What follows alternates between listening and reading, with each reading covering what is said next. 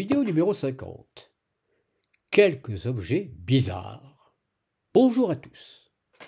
Depuis quelque temps, on découvre sans arrêt dans le cosmos des objets étranges qui ne devraient pas exister d'après les théories en vigueur, mais qui existent bel et bien. Leur découverte nous oblige à compléter nos connaissances en astrophysique, beaucoup plus évidemment que les objets dont l'existence est normale pour la théorie en vogue. Mais elle incite aussi à la prudence concernant les hypothèses réductrices qu'on est souvent obligé de faire pour pouvoir faire des calculs. Moins on en fait, moins on risque de se retrouver avec des paradoxes qui bloquent la recherche, comme l'énigme de la masse manquante ou celle de la lumière fantôme. Point 1. Une galaxie hors norme.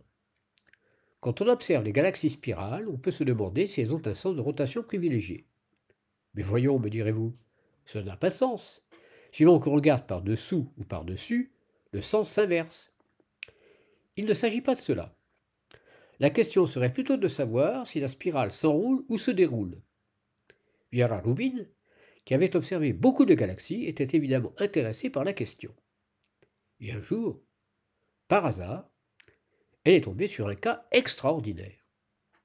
Une galaxie, non spirale mais lenticulaire, où la moitié des étoiles tournaient dans un sens et l'autre en sens inverse. Les astronomes ont mis quelque temps à comprendre ce qui se passe. Après avoir éliminé l'hypothèse de deux feuillets superposés résultant d'une fusion, la conclusion actuelle serait celle de deux générations différentes d'étoiles dans la même galaxie, la deuxième génération étant formée à partir d'un nuage de gaz ultérieur à la stabilisation de la première génération. On peut quand même se demander si ce n'est pas à cause de cette dichotomie entre deux sous-populations que la galaxie est lenticulaire et non spirale.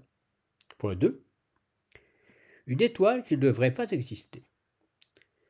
Même dans les étoiles géantes, qui synthétisent les éléments lourds en leur cœur, la surface est en général essentiellement de l'hydrogène. Les astronomes n'en croyaient donc pas leurs yeux en découvrant, en juillet 2023, une étoile dont la moitié de la surface est composée d'hydrogène et l'autre moitié d'hélium, et qu'ils ont surnommée Janus pour cette raison.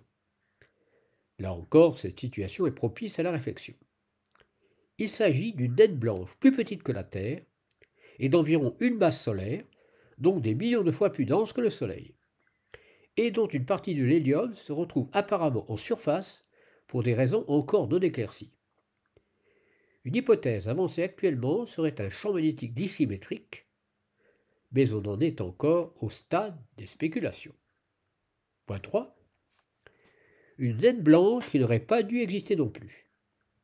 La naine blanche, nommée SDSS J1240 plus 6710, est surnommée DOX, découverte en 2015, est encore plus étrange. Son atmosphère est composée essentiellement d'oxygène au lieu d'hydrogène, d'hélium et de carbone, dont les couches ont pu être détruites ou chassées durant la formation de la naine blanche. Il y a d'autres complications dans le spectre de cette étoile qui font beaucoup réfléchir les astrophysiciens. Point 4. Une naine brune ultra froide. J'en ai déjà parlé dans la vidéo numéro 43. Il s'agit d'un objet intermédiaire entre les naines rouges et les planètes géantes gazeuses. Il n'était pas évident de penser qu'une étoile, quelle qu'elle soit, puisse avoir une température de surface en dessous de 0 degré centigrade. Point 5. Les exoplanètes. Depuis qu'on peut les observer plus précisément, on découvre leur extraordinaire variété et les documents à leur sujet, exhibant des objets de plus en plus exotiques, abondent sur le web. L'une des dernières en date, mentionnée par la chaîne Ça se passe là-haut, est découverte grâce au télescope TESS, nommé TOI 1420b, est décrite dans un article co-signé par 56 personnes dans The Astronomical Journal de novembre. Elle est qualifiée de super boufie car, avec un rayon comparable à celui de Jupiter, sa masse est moins de 50 fois la masse terrestre. Point 6. Conclusion. Autrefois, on croyait que les étoiles doubles ou multiples étaient l'exception. Avec le développement des moyens d'observation, on sait maintenant qu'elles sont majoritaires, au moins près de chez nous. Quand les anneaux fractionnaires de Neptune ont été découverts, on a cru que c'était impossible. jusqu'à la découverte des satellites gardiens. L'Helicobacter pylori, bactérie qui affectionne les milieux acides, ne devait pas exister non plus. On sait maintenant qu'il y en a beaucoup comme elle. À partir du moment où on s'est trompé une fois sur ce genre de choses, il faut envisager qu'aujourd'hui aussi on peut être dans l'erreur. Et aucun domaine de la science n'est à l'abri de ce risque.